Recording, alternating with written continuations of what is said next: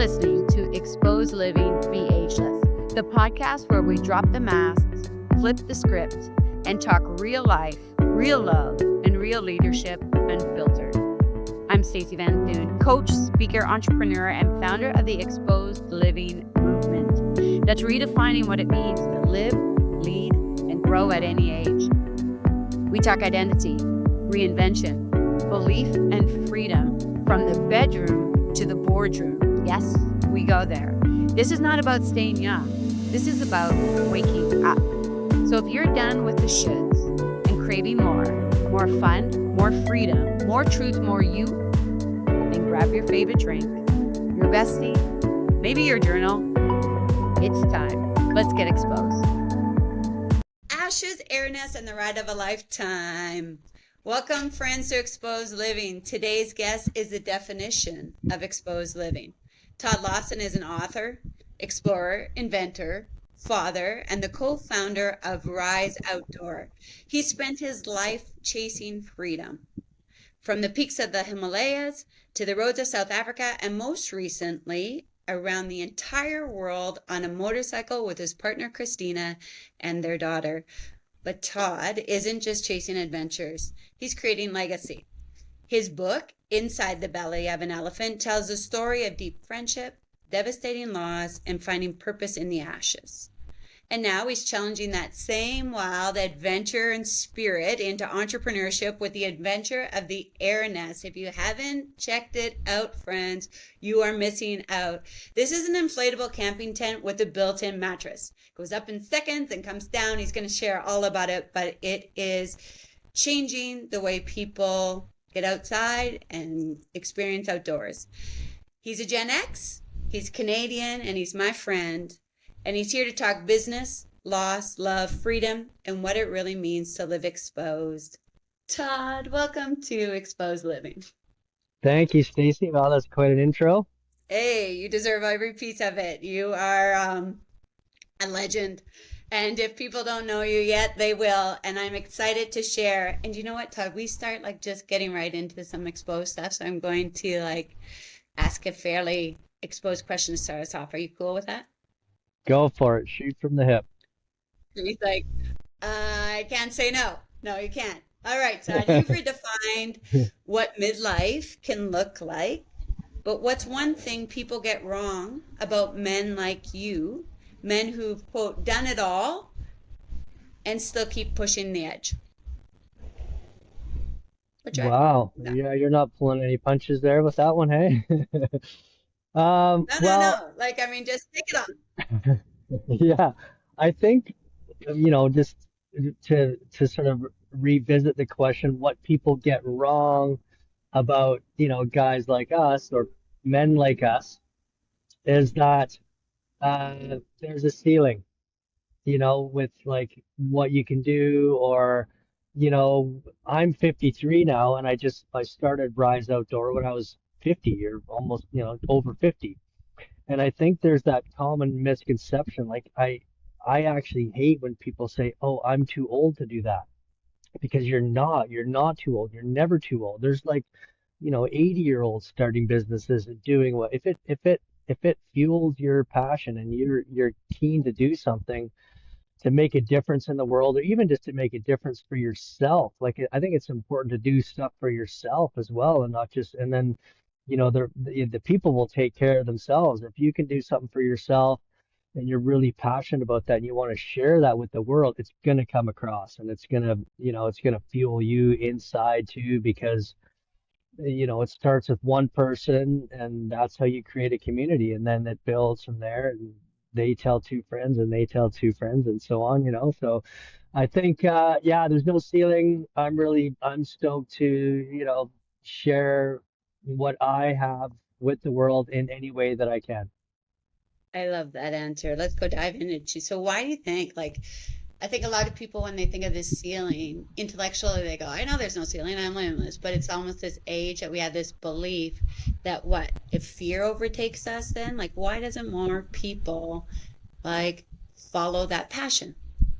What do you think? Yeah, I think people can kind of get scared of the unknown and they don't know. They fall, I think as you get a little bit older, you fall into the comfort trap. And this paycheck feels good to me, or oh, I only have 6 more years to go and then I can retire, or whatever. Even though they're not happy, they're kind of scared to make the change because they don't know what that could be like, right? But if you put yourself out there and you put yourself on the edge and you start walking that tightrope, um, you can't fall off. I mean, you can fall off for sure, but as long as you get back on there, like you're going to be walking that thing and it's going to feel freaky and scary. You're going to scare the shit out of yourself, but that's when we do our best work, when we're backs up against the wall, when there's some crazy deadline or, people are relying on you. That's when we really tap into what is it really inside of you. What was your biggest fear when you're launching something like the product that you're launching? Let's start with the AirNet. So first of all, share with people a little bit of Rise Outdoor and how AirNets came to be. But what was your biggest fear when you were doing it, and how did you overcome it? Got me there? Yeah. Okay. My biggest fear was just that the product was going to fail. Because you could have the greatest idea in the world, but when you get to that manufacturing process, like if it's a product-based business, if it actually can't be made, or if it's going to be like exorbitantly expensive to make, or if it's just like you got to go back to the drawing board and rethink this because we can't do this for like from a factory standpoint or whatever, right? Like it's Right. not like I'm creating a wooden coffee table where I can kind of do that on my own and kind of create my own prototypes and stuff like that. I had to go and source the factory that could actually make this because what I'm trying to create is quite complicated and complex in its design, but in its shape and its elegance and its simplicity, what I'm trying to achieve is ultimate simplicity. It's kind of like what Steve Jobs did with the iPhone or with the iPod. Like there's like a million moving parts inside that little thing, but when you get that and hold it in your hand, it's like, wow, this is like, so I've kind of take it from a user standpoint. How are they going to use it? How are my users and my customers going to be using this thing and work back and develop it for them? You described it to me one time as like, Stacey, when I was trying to like blow it, I wanted to be. So if anyone doesn't know the airnest, it's basically an inflatable tent that goes up by itself and then sucks back down into this little thing. Because when you were camping, you would find that the most frustration came when people were setting up the tent and getting ready for this weekend, but before you even could enjoy anything, or maybe you didn't even get the tent up because you just decided to have the beer anyways, I'm not sure, but it would like kind of fall flat. Is this correct? So is this like when you say the simplicity for listeners maybe that don't know yet what it is? Can you explain how you kind of and why you went down to this simplified thing when a lot of more of the tech Yeah, works? 100%. So I'm a lifelong camper. I'm a motorcycle traveler. I've traveled through, I think, 75 countries now on my motorcycle, and we camp a lot. So, when you have a long, hard day in the saddle, or even when you're just like, busting out of the city to go for a weekend camping, there's a lot of things to pack. And when you go to set up the tent, you got to set up the tent, and then you got the poles, and you got the stuff sack, and you got these two skinny little individual mattresses, and there's all these moving parts, right? So I was like, so I had this idea to just create one simple piece so that you would literally plug the pump into the tent and it would inflate for you. Um, and now it does, and it's pretty cool. Like it's out there in the world now. It's available for sale. The feedback is amazing, and I think the one thing that the people love the most is that they can set it up by themselves in 2 minutes. It's like a literally 2 minutes, and you could press a button, and the tent will set itself up for you. So in the meantime, you can do other stuff like, unpack the car and get other stuff ready, make a cocktail, get the chair ready, and just kick up because too many people don't go camping because they're scared they're going to get a shitty night's sleep and there's all these things that they got to worry about and pack and unpack and do, right? So I'm just trying to really kind of simplify the camping experience so people can go camping more. Yeah, that's this. And so actually we just saw we were talking before that even your air nest is being brought to places like the Burning Man and can attest the time of crazy winds I saw it had this year. I've seen you and your partner in it on the water. How cool. Yeah. And it's like, so testing and validation is huge, especially for a project like this, because, especially with an inflatable product, people they want to be able to trust it, right? So part of my process and bringing, everyone on board for the ride, because I'm building the brand in public and showing people the successes and the failures. And like, for example, the first prototype that we were on our big motorcycle mission from Ireland to India, and we got the first prototype when we were in Bulgaria. And I was so excited. I was just like beaming with pride and so stoked. I couldn't even believe it. And it was like, we blew it up and it looked awesome, took a bunch of photos. And then about 4 hours later, it was flat. Oh, So, it was just like manufacturer's defect, or, they didn't reinforce the scenes enough, and so you really learn from that stuff, like the prototyping, the iterations, all that stuff. You learn from your mistakes and you make them better, so that when you do, for example, one of my customers takes it to Burning Man, it's gonna withstand 90 km/h winds with no problem. great. So yeah, so it was a fun aspect to do. Like I learned a lot. I've never launched a physical product in my life aside from what I do with as a magazine publisher. But this was a whole different beast, and it was a massive learning curve. It was definitely like I went to university for sure, but just launching this business. Yeah. What was the thing that surprised you the most about the challenges? Um, the thing that surprised me the most was how how little I knew and how much Oh, the northern zone. yeah, and how much I needed to learn to make it happen, because I'm totally fine with like not knowing, right? Like that's fine. I'm doing this. It's a new thing. I'm totally fine not knowing it, but it was really like all the different moving parts and pieces to not only launching a business, but just like everything from securing the patent to your branding to your logo to just all the other little things, and registering the business and the company. And it took me 5 different factories to find the manufacturing partner that is amazing now. So I went to China twice, and but yeah, so it's just you got to go. I think it's not as fast as people might think it is. Right. It's not like I'm launching a t-shirt business, right? It's a little bit more, it's pretty niche and it's specific, and it's innovative. So innovation takes time, it takes money, it takes patience. It's funny because all these things that you're talking about, I think, are reasons why people want to believe sometimes that there's a limit or a ceiling to what they know. Because I think there's this falsehood, and I'm curious to get your thoughts on it, of like, well, I want this, and I've gone to China once, and I've done the 3 iterations or whatever. Like, it's not meant to be. So, what keeps you persisting when maybe I'm sure people around you are like, "What the hell are you doing, Todd?"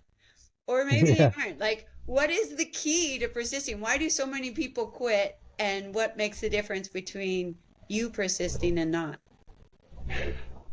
Well, it's because it's hard to be able to trust your gut, but I do. I just know in my heart's heart that what I'm bringing to the world is going to help people. Yeah. Not only go like, because my mission is just, I want to connect people with the power of nature. And camping is an incredible way to do that. I know, like, a lot of you listeners out there, can probably relate to going camping with your parents when you were a kid and just like making s'mores by the fire or whatever. Like those are lifelong memories that you're going to have and create. And I want people to create those memories as much as possible with what I'm doing, with simplifying the whole camp experience. Mission of connecting people with nature. So then let's With pivot the now. power, with the power of nature, With with the the power of power of nature, nature. Okay, well, share with me. because Why is that nature is so powerful. Yes. powerful? What Well, happened because to I nature? think, yeah, nature is everything. I mean, when you like, we're so connected to our phones and social and all this stuff nowadays that when you go somewhere where there's no Wi-Fi, there's no connection, you can actually just put your phone down. You don't have to worry about it. It's just like there's such a sigh of relief, and that's when kind of magic is made, and you can like nature is very powerful. It's out there in the stars and in the plants and in the forest and the mountains and the lakes. It's just like so prevalent, but we just have to, we have to get out there and get amongst it. Like, slow it down to appreciate it. Yeah, 100%. Yeah, I think we're just on overdrive all the time. And I always say this about Gen X. Like, I really do believe that this is one of the beliefs that like stop a lot of us from creating more is that like we've been so taught to live kind of from what we see and experience and when we were growing up there was no cell phones. We could disconnect, we could go, we were outside riding our bikes and playing in the dirt and coming back, and then over time we've probably been one of the generations that have like experienced the quickest kind of adaptation of technology and it coming in. And I feel that there's times when a lot of us now have gone to that instant gratification and kind of forgot about what helped us with the creativity, and why we did start to dream more and feel connected to self was because we were spending more time outside, disconnected from other things and people and places just to go within. Yeah. Would you agree with that? Yeah, because there's a great quote that says, give a child a phone and take away their childhood. If you give a child a phone, you're taking away their childhood, right? And it's so true. My daughter's 13 right now, and she finally got a phone, and you could tell right away. It's like instead of her going outside and riding her bike or doing whatever, she's like on the phone. So, but that's why I just encourage people as much as they can to go camping, even if it, whatever means you have. If you sleep in your car, I don't care. If you sleep under the stars, sleep on the dirt, whatever, just go. Yeah, So then, yeah. what prompted you and Christine to make the decision to motorcycle across the world and to see how many countries did you go to with Christine and your daughter? We are, yeah, with our daughter's name is Sienna. She was 10 at the time. We ended up riding from Ireland to India and kind of back a little bit ways through Turkey and stuff. 29 countries for 1 year, 1 year solid. But we we had undergone two other major motorcycle trips in our lives. The first one was like 19 months long and 23 countries, and then we went. That was from Whistler to Chile. That was pre-kid. And then in 2008, we went to Africa and rode through 15 countries in a year, and that was pre-kid as well. And from those two trips, you get such an incredible education in humanity. There are people, first of all, a motorcycle is an incredible icebreaker. You can go anywhere, especially as a couple. Because when you're a couple, people really can kind of feel safe around you. It's not like two dudes rocking up and so they had great respect for Christina as a female riding her own bike with fully packed up, and it's quite a big it's kind of quite a scene sometimes when you go into these remote villages and you rock up there and you're just like the circus sideshow, right? You're And we're so curious as to, what their lives are like, but they're just like, we would literally be surrounded by sometimes 60, 70 villagers within like 10 or 15 minutes. They would just like, woof. And, you would kind of sheepishly pull out your little camp stove and start making food. And they'd be like, what are you making? And then just like, so interested in who you are and what you're doing. And you learn a bit about languages and just about people and just about how gracious people are and how good the world is really. There's like, 1% of the world gives the world a bad rap, which sucks. But so we wanted to introduce our daughter to the world of motorcycle travel because primarily because of the education that we knew she would receive. Like we did an online school program while she was gone. It was called the School of Self-Design, and it was fine. But I tell this to everybody. I was like, she learned more when we weren't teaching her anything. Just having her eyes on the road and meeting people and shopping for new foods and eating new foods and all of that stuff. It's just, and it hasn't really like come out yet as part of her story. She doesn't, talk about it so much, but it's there. She's gonna have it in her back pocket for the rest of her life, and we kind of feel pretty proud that we were able to do that for her at that age. Seriously, it's incredible. And so during your trip, you carried your brother's ashes across the world on a motorcycle? Yeah, we have, Is it yeah, this through trip? many countries now. Yeah, this trip for sure. And my mom passed away kind of a year before we left. So, yeah, that's kind of the legacy because my brother died in 1999, like 25, 26 years ago now.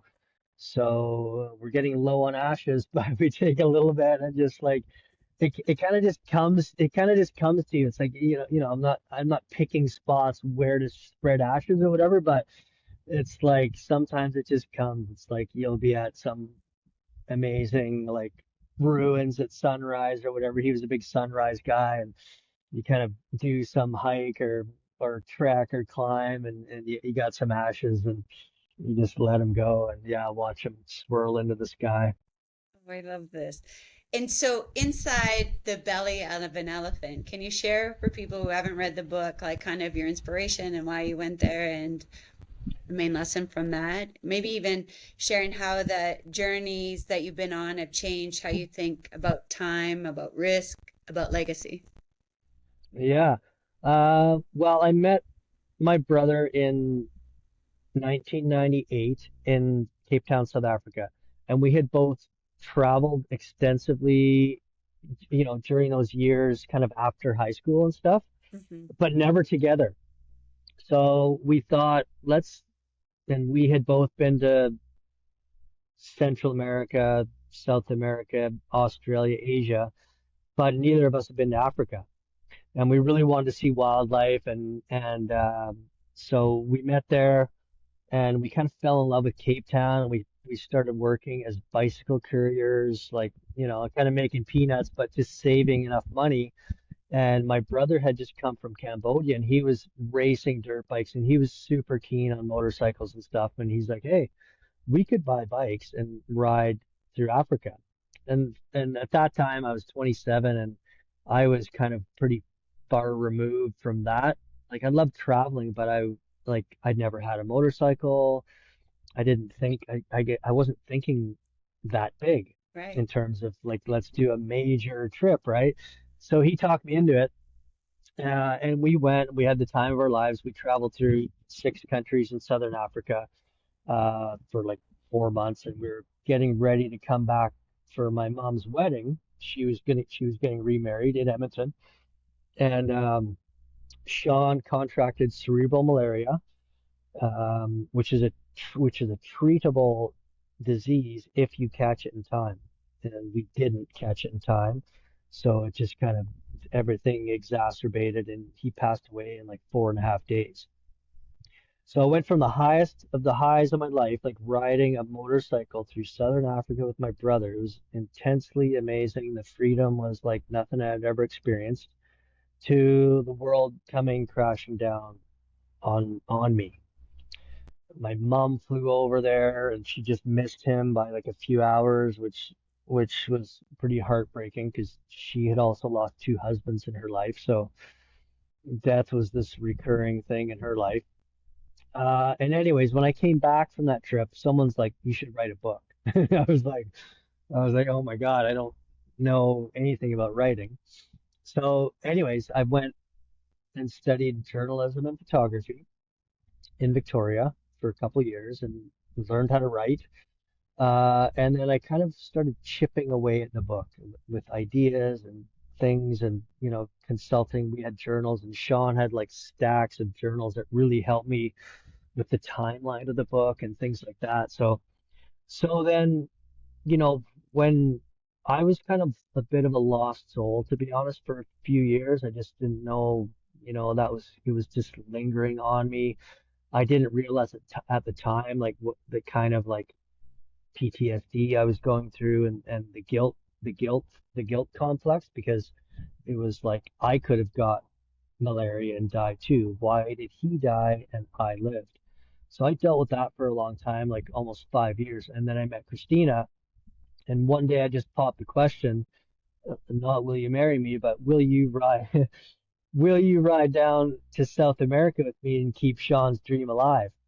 And she was kind of in the same boat I was in previously. Like I've never ridden a bike before, but she said yes right away. And we kind of carried Sean's legacy alive, and we were very religious about keeping a daily journal. And that really helped write the book as well. Even then, I kind of knew that if I was going to write this book, this is a pivotal time, and it's an exercise that we need to keep alive and keep going every single day, no matter how tired we were. If it was your time to kind of like cook dinner, it was the other person's time to like write stuff down. And sometimes if amazing stuff happened to us on the road, we would like stop and on the side of the road and write this stuff down. And we had one of those little dictaphones, Voice we memos, would kind of, or like record voice things and recorders. record, yeah, Yeah. exactly, voice recorder. So we could record dialogue. So, verbatim dialogue is important with any book. So, and then we went back to Africa, and that was kind of the finale. That was the final chapter. Africa was pulling at us, and much to my mom's chagrin, we went back to Africa. And then after that, I think we had everything for a book. And then we had a kid, and the book kind of took the back seat for a while because it was like, you're raising a kid, and I still had it in the back of my mind. And then when the day I turned 47 was the day that I outlived my stepdad. And that's when I was like, I got to get this book out of there. Like, enough is enough. Stop fucking around. No bullshit. Like, do it. So I sat down. I knew I had to be consistent and really, really disciplined. So I sat down. My window was 9:30 p.m. to 12:30 a.m. every single day. And it was almost like that for 2.5 years.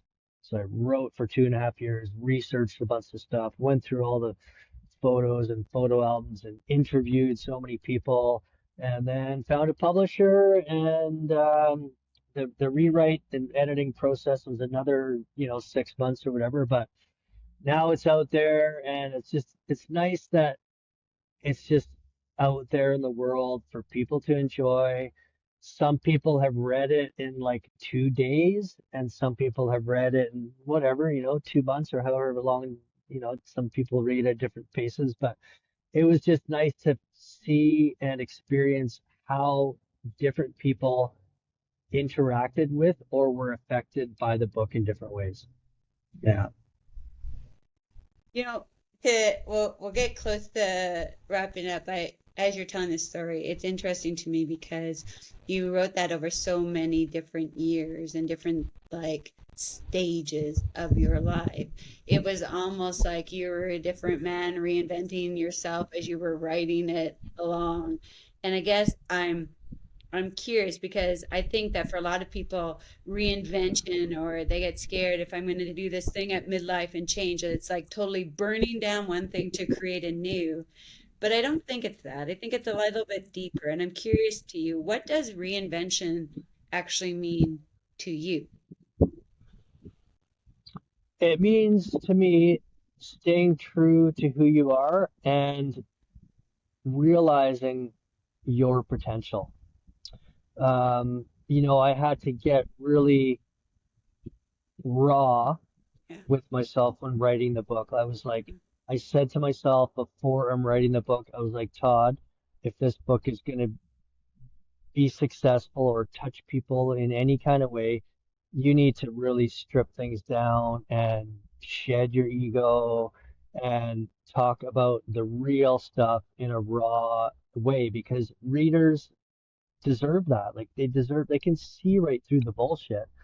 But if you're raw and real and, like you make people cry just because of that, then it's going to touch them and they're going to talk about it. It's going to, I've had so many people say to me like, hey man, even just like the other day we were at a 50th birthday. Someone pulls me aside. They're like, I read your book, man. He's like, thanks for writing that book because I wanted to go to Africa before COVID and that died. And he's like, now after I read your book, he's like, I'm doing it. I'm going. I've booked like it's happening. He's like, I'm leaving in November and there we go. So I was like, and that was like, yeah, that's like touches you, right? It's just like, holy Yeah, crap. I got So cool. goosebumps. Yeah. Yeah. Yeah. So yeah, that's cool. It's crazy because you've lived more in one lifetime than most people dream of. What is next and calling for you now? Wow, well, this journey with Rise Outdoor is where I'm really focused right now. Love it. Yeah, it's definitely an adventure, even though it's not sort of some, trip or journey or whatever, but it's an adventure in just, tapping into that potential. And, I got so many ideas in my head that it doesn't do anybody good to leave them in there. No. So, and it's just, it's the kind of thing that if I can create these products and I use them myself, like we use it all the time. So that's fun part too. Like, that you hear that, it's maybe a bit of a cliche of like trusting the process, but it's not always easy, but you have to trust it and you also have to enjoy it. Like I've really enjoyed, um, everything about this, just sharing it with people and being open about it and just trying to, yeah, just going for it. I love it. Keep going for it. Okay, we're finishing this with our 5 ageless questions. Are you ready? They're kind of like Yeah, shotgun style. ready. Thank you for Okay, everything do you it. share. All right. Todd, what's one belief you're done with? No more of this belief. Not believing in myself. Perfect. What is one Yeah. habit you swear by? Consistency. And I love that you trust yourself. What's a question you ask yourself often? Oh, that's a question I ask myself often. Um, well, lately it is, will this, actually, no, this is the one. Is this a want or is it a need? Because if it's a want How do and you if it's differentiate just a between want, those? oh, well, okay, so this really helps if you're planning a big trip, if you're trying to save money, if you're trying to, work on something where you need either your time or money or resources to make it happen. It's do I want this or do I need it? I want this cup of coffee? Do I need it? Or can I save that $6 or $7 or whatever and put it towards this, right? Because all that's going to add up and it's going to incrementally grow and yeah, so is it a want or is it a need? It's a big one. I like that. It's almost like that thing that we were talking about before with is it instant gratification, or is this like moving my needle forward to what I want? Or is it going to, or instant gratification that's not moving my needle forward to what I want? If I just hold off, it gives me the big want. I Yeah, like it. yeah, Want or need. exactly. Um, a book or a quote that's changed you or that you live by? You mentioned a couple quotes, but yeah, another one or a book that made a difference in your life? One day or day one.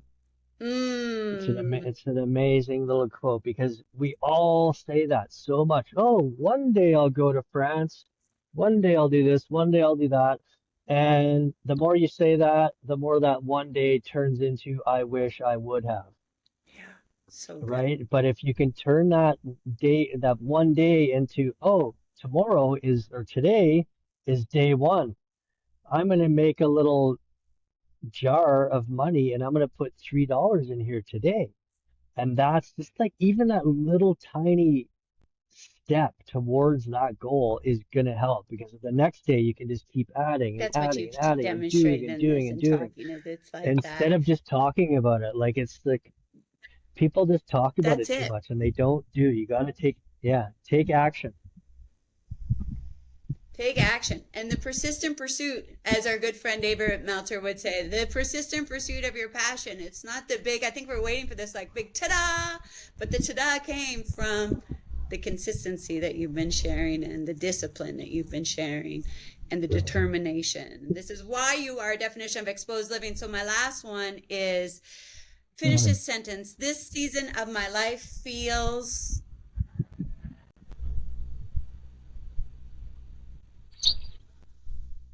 Gratifying.